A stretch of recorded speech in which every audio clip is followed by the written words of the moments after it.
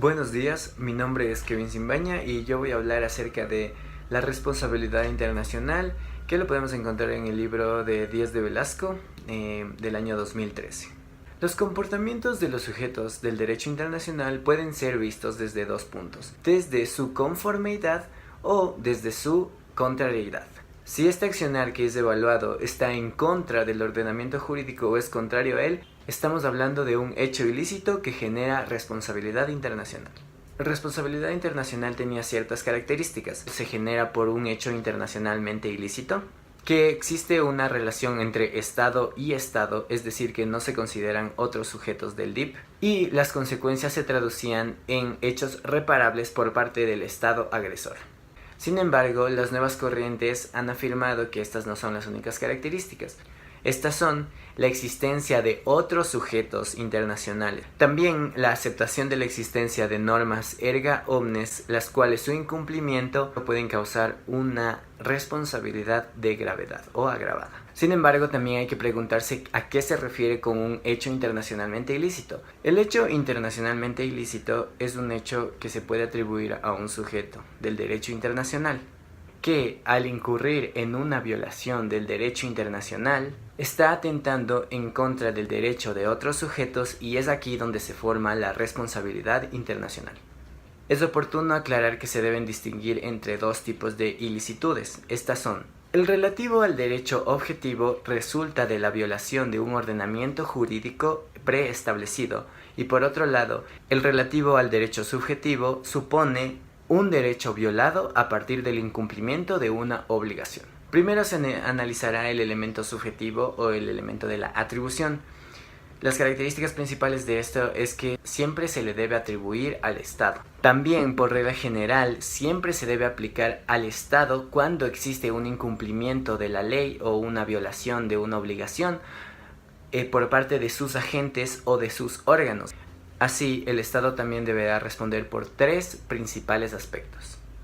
Estas son las entidades públicas territoriales que ejercen atribuciones del poder público, los órganos puestos a disposición del Estado por otro Estado o incluso una organización internacional, y los órganos del Estado o de personas o entidades facultadas para ejercer atribuciones del poder público que actúen excediéndose en su competencia.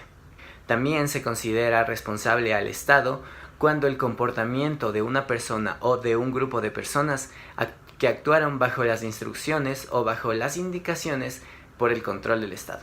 Cabe aclarar aquí que el comportamiento de las personas particulares no constituyen una responsabilidad al Estado. Sin embargo, este se convierte en responsabilidad estatal cuando su competencia se da o se caracteriza por una pasividad o una falta de diligencia en la prevención o represión de tales acciones. Por otra parte, el elemento subjetivo o el elemento dado por la violación, este comprende un comportamiento que constituye la violación de una obligación internacional por parte de un Estado. Aquí no es indispensable saber cuál es el origen, cuál fue la situación de su creación, ni nada de la obligación, sino solamente el hecho de que esta obligación fue violada. Además, para calificar de ilícito al incumplimiento de una obligación, esta obligación debe estar necesariamente vigente. Otro punto importante que debe ser analizado es la etapa de la reparación, ya que todo hecho internacionalmente ilícito siempre necesita de una reparación. Es una compensación del perjuicio y es la cessación o la finalización de la situación ilícita. Así, la reparación del perjuicio afirma que el Estado tiene la obligación de ofrecer seguridades y garantías de no repetición y reparar cualquier daño moral, material. Así, existen varias modalidades de obligación de reparar que se dan de acuerdo con la naturaleza y el contenido de la obligación violentada, así como de las circunstancias de la violación. Estas son tres: la satisfacción, restitución e indemnización. Pero también es necesario la determinación del contenido de la reparación, que debe regirse por la regla de proporcionalidad y debe tener en cuenta la naturaleza, las circunstancias de la violación de la obligación y así como de su duración.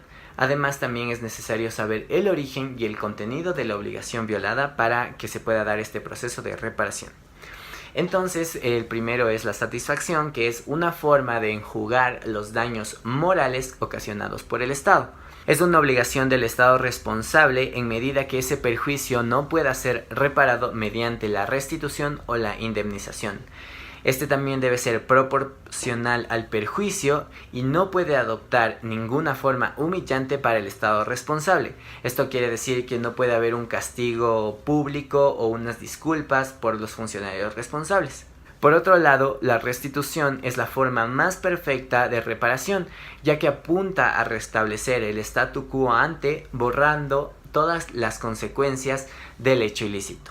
Al ser imposible la restitución, puede operar el mecanismo de la compensación o reparación por equivalencia, y la indemnización tiende a cubrir equitativamente el resarcimiento de los daños sufridos que no hayan sido reparados por medio de la restitución. Finalmente, para dar por terminado este marco teórico, hay que aclarar las violaciones de obligaciones de normas imperativas del derecho internacional general.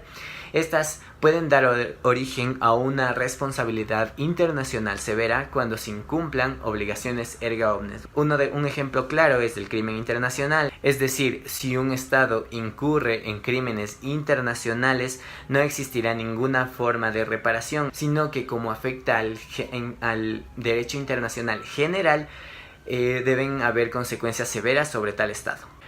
Pasando ahora a lo que es la noticia, esta es tomada del portal web El Nuevo Diario del 6 de enero del 2019 y se titula SIG alerta sobre la eventual ruptura del orden democrático en Guatemala. Para tener un contexto de lo sucedido, la noticia expresa que se ha detenido ilícitamente a un comisionado del CICIG, esta es la Comisión Internacional contra la Impunidad en Guatemala, Gillen Osorio, de nacionalidad colombiana, que ha sido detenido en el aeropuerto sin poder ingresar. El CIG considera que este hecho cometido por el Estado de Guatemala de detener ilegalmente a un miembro de la Organización de las Naciones Unidas constituye un delito grave que atenta incluso con los mismos principios de la ONU. El director para Centroamérica del SIG, Ramón Cadena, afirma, y cito, esta coyuntura indica que si persiste la crisis podría llegar a darse el supuesto de la ruptura del orden democrático, lo cual traería consecuencias graves para el respeto de los derechos humanos. Dado esta situación, se afirma que ha existido una ruptura del proceso o del orden democrático en el país. Ahora, relacionando lo que es la noticia con el marco teórico, primero, se da una violación del capítulo 8, acuerdos regionales en la Carta de la ONU en sus artículos 52, 53 y 54.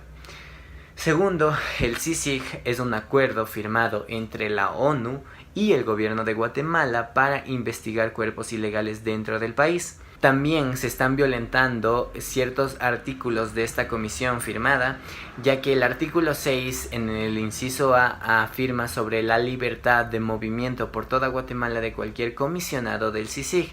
El artículo 9 se titula la inviolabilidad de los locales y de los documentos, y en el artículo 10 en el inciso A que existe la inviolabilidad personal, incluyendo el arresto o la detención. Conociendo todo esto, se puede determinar que Guatemala está cometiendo un hecho internacionalmente ilícito, ya que está violentando ciertos artículos tanto de la Carta de la ONU como de la comisión firmada por la ONU y por el Estado de Guatemala, y obviamente pueden generar responsabilidad internacional porque constituye una violación del elemento objetivo, que es la violación de una obligación que está determinada en un tratado, y las posibles consecuencias, o la consecuencia más obvia primeramente, es la finalización de este tratado o de esta comisión, y también deberá existir un proceso de reparación hacia Gillen Osorio debido a que se están violentando varios de sus derechos al ser retenido